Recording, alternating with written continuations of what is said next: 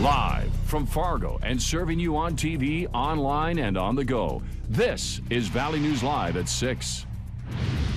The Bison football team is on the road for the first time this season with a big game against Eastern Washington. Valley News Live sports reporter Alex Egan is here to update us on the Bison's first game this season away from Fargo. Alex? Thank you very much, Cornelius. The story surrounding the Bison late this week was the news that Nick DeLuca suffered a non-ACL knee injury, and his status for today's game against Eastern Washington was suddenly called into question. Now, DeLuca did make the trip to Cheney, Washington, and he even put on full pads for warm-ups.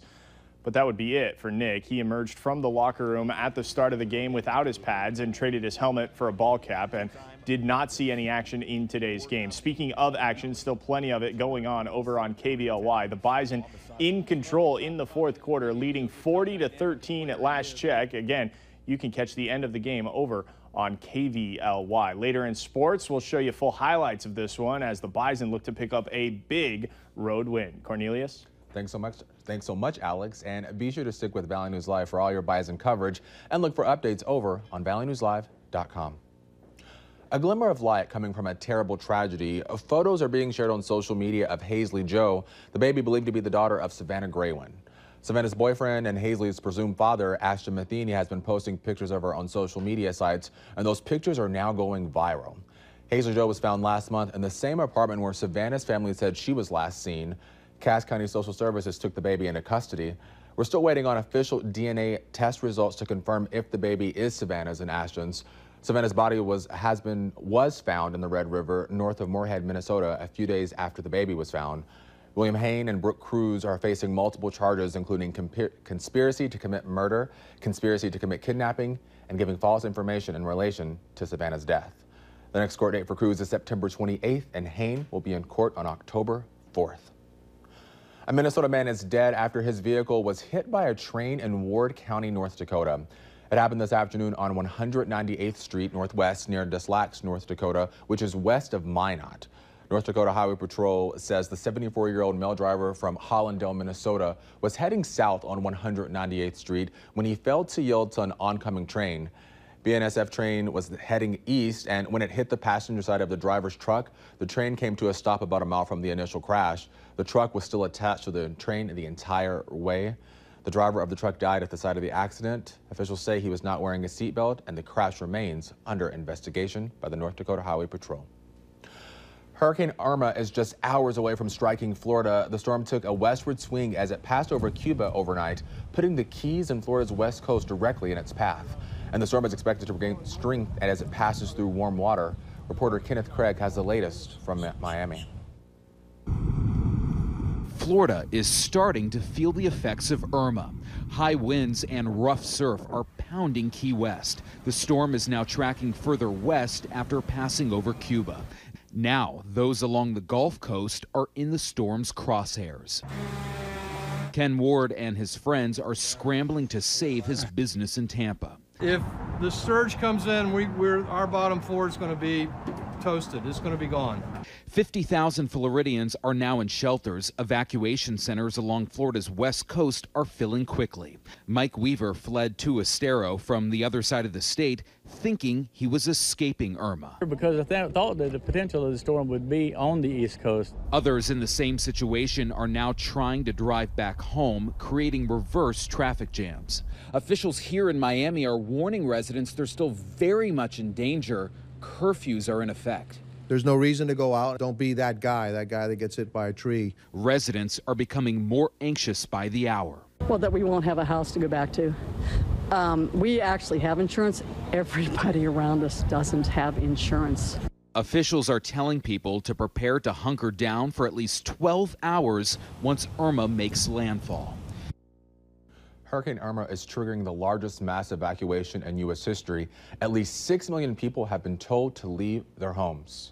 Of course, the skies here are warm and sunny through mid-next week. And Justin, can you tell us a little bit more about Hurricane Irma? Thank you, Cornelius, and good evening, everybody. Let's take a look at what we're seeing now with Hurricane Irma on our satellite loop here. It's right now between Cuba and the southern coast of Florida right now.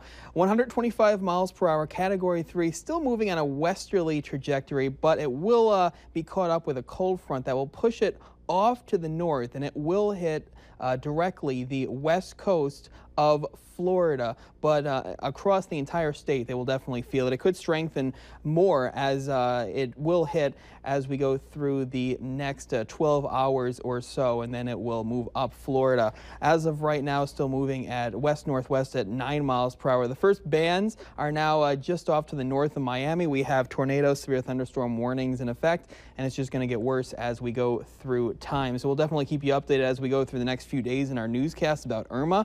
But for us, we are going to see clear skies become partly to mostly cloudy as we go through the overnight, breezy with a southerly wind, and temperatures falling from the 70s into the 60s as you make your way through this evening. We will be unseasonably warm as we start next week, and we're going to see plenty of sunshine. We'll have the details coming up later in the newscast. Thanks so much, Justin. And make sure you have the Valley News Live Storm Team weather app so you know what the weather is like before you leave your home. You'll get the latest forecast conditions and have the ability to follow the radar live. Just search Fiona Weather in the App Store and download it for free. As Florida braces for Hurricane Irma, Texas is still picking up the pieces from Harvey. A North Dakota couple that volunteers for the Red Cross just returned following 2 weeks in the Houston area, and our reporter Joe Skrzycki spoke with the two about the eye-opening experience and has our story. When Mother Nature shows her worst, Ellen and Carol Becker bring their best. These Minot Red Cross volunteers just returned from the latest of their volunteer missions, but this trip to Houston for Hurricane Harvey stands out. I had seen a lot of disasters, but I had never seen people actually walking around with swimmer's rings on, because so many of them had lost their vehicles. The Beckers said the floodwaters were so bad they had to wait a few days to begin their work. That was flooded on both ends of the highway, so when we arrived to the city that we first stayed in, nobody can get in or out. When they could finally move around, they began delivering food to the communities surrounding Houston. Our last day there, we actually did a mobile feeding to a trailer park that was very devastated. Every trailer was hit, and they didn't even have power back on yet. So we took food out there so that they could eat twice a day as they're trying to clean out their trailers. The Beckers said it was an emotional experience, but in the midst of it all, they remained focused on their mission. Feed the people that need to be fed, house the people that need to be housed. You kind of reassure them that life still is, you still got your life, you still got a chance to rebuild what's around you, but it's hard to do. But, that's why we're here. The Beckers said they aren't sure yet if they'll head to Florida, but if needed, they'll be waiting for the call. Now, if you would like to donate to the Red Cross, you can do so by going to valleynewslive.com and looking for the story over on our website. 3 people had to be airlifted to a hospital in Fargo after troopers say the driver crashed while changing the radio station in his vehicle.